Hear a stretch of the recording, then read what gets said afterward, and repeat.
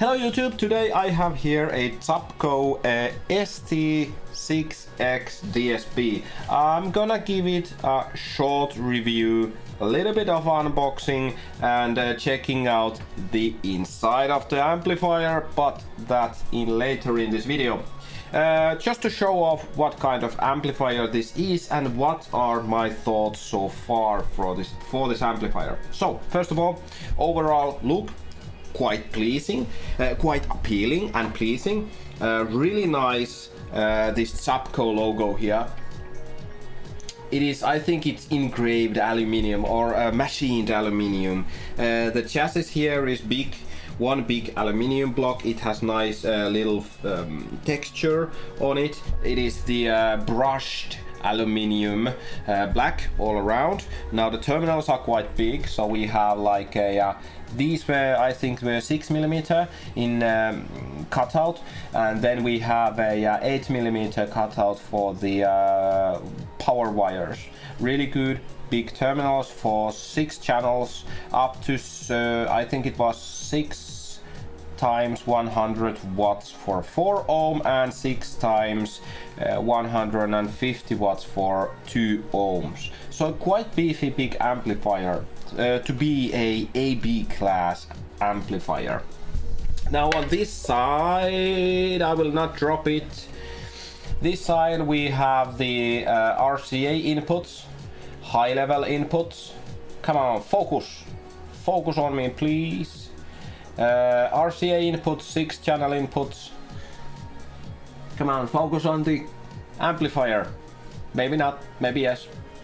And the if you can see, it has optical input also. It has high level inputs and it has auto turn on button, a PC USB and a COM port on this side. As you can see inside there, it has a lot of pins.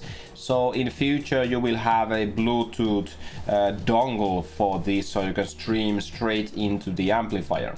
Now the most interesting part in this side is quite good RCA terminals all around, really nice, good looking. Then the Toslink in, so you can use now a any type of Bluetooth dongle with a Toslink output, or you can use any device with a Toslink output and you can connect it straight into amplifier without using a digital analog cross converter to put it on the RCA side here. Now on the inside, it's looking quite beefy. It has quite nice power side here, or almost half of the board power side. Then we have a really big these MOSFETs for the signal side. We have quite this is actually, I think this one is for the Toslink input because it has 3 wires coming underneath here. It's for the Toslink input. It has components of just a normal regular amplifier, nothing too fancy, nothing too cheap, and the main thing that I will show you here is that it is actually Zapco's own design. It has a logo inside there, and one good thing that I can find in here, that it has really big signal side MOSFETs here, so it should have quite good dynamic for the speaker output. Now the amplifier internals, some of them really, because I'm more like a bass head and I make a lot of high-end subwoofer amplifier reviews and this kind of stuff, so I cannot see anything really too major big inside here. Only thing that I see that the power side in here is quite big. This kind of component set should take this around to be like a 2 kilowatt amplifier probably, if it was a subwoofer amplifier. So definitely the input in here is much the input side of the voltage is much better quality and much thought. I like to think about it as a reserve.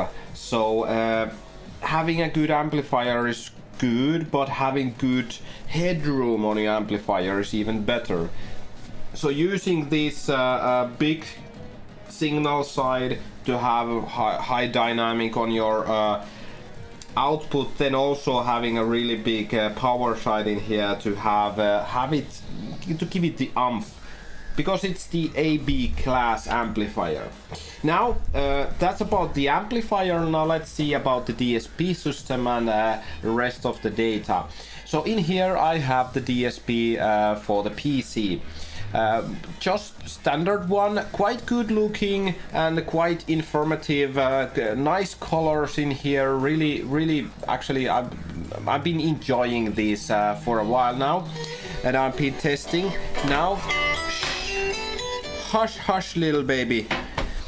So as an example, you can like pick one of these equalizers here. It only has a 15 channel, 15 bands of graphical EQ, but the main thing I really like in here, so you can change the Q value. I think, how did I change it? It was in here. If I like 99 there, it would be really tight Q value. So if you are listening music in your car and you have your laptop on your lap, and you start to make adjustment and you hear some kind of annoying sound somewhere, I like to do is I put really high Q and really high dampening on there, and then I just wiggle it around and put in older DSP systems I had to like manually set up the frequencies and try to find it, but in here you can just like find wherever there is that is annoying you, or you can actually put it up. Oh, it also uses from here the Q value, so it is really easy to find out all the defects on your sound. Now also we have up in here, we'll lower it a little bit down, we have channel setup for the input, digital analog. Something I did not find was the input gain, but these kind of amplifiers are usually supposed to be put the information inside the toslink or inside the in digital way in here. I will be using standard RCAs, and my head unit will be the one that defines the gain inside here. And also I have I can put the channels down from, let me find it, it's somewhere, it should be somewhere. We have master volume also, of course. Let me check it out. Where is it?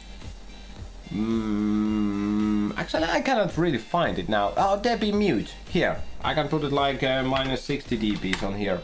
It's off. Okay, minus 55 dBs. And then I can change the phase. Ah, I see, I understand. I made a little bit of mistake on my finished video because I thought this was the phase that I can just adjust, but this was the channel level from minus 48 up to 0. Okay, so that's a workaround of the input gain. Now we have the crossovers, of course. We have a bezel here with a it was Butterworth with, no, it was Link with 48 dBs. Yay! We can set up here, we want 14,065 for, and it just does do it. It's not dependent on what kind of scroll bar you have or slider. You can just put it in.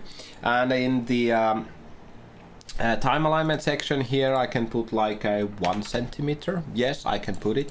If I wanted to have a like 150 centimeters, or maybe